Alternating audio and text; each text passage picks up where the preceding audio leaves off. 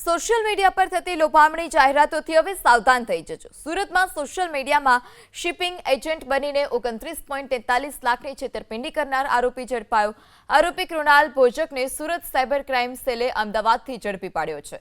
ચાઇનાથી કાપડ આયાત કરાવી આપવાના નામે લાખો રૂપિયાની છેતરપિંડી થતી।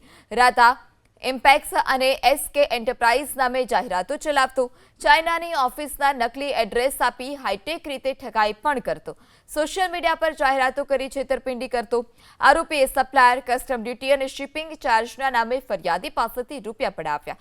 સુરત સાયબર ક્રાઇમમાં ફરિયાદ નોંધાયા બાદ તપાસ શરૂ કરાઈ। આરોપીએ ગુજરાત અને હૈદરાબાદના અન્ય 5 લોકો સાથે પણ આ જ રીતે છેતરપિંડી કરી। જે લોકો સાથે આરોપીએ છેતરપિંડી કરી હોય તેમણે સુરત શહેર સાયબર ક્રાઇમ પોલીસ સ્ટેશનનો સંપર્ક કરવા માટે પણ વિનંતી કરવામાં આવી છે।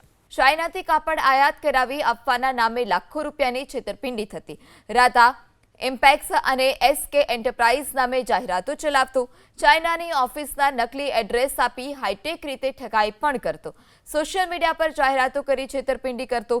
આરોપીએ સપ્લાયર, કસ્ટમ ડ્યુટી અને શિપિંગ ચાર્જના નામે ફરિયાદી પાસેથી રૂપિયા પડાવ્યા। સુરત સાયબર ક્રાઇમમાં ફરિયાદ નોંધાયા બાદ તપાસ શરૂ કરાઈ। આરોપીએ ગુજરાત અને હૈદરાબાદના અન્ય 5 લોકો સાથે પણ આ જ રીતે છેતરપિંડી કરી।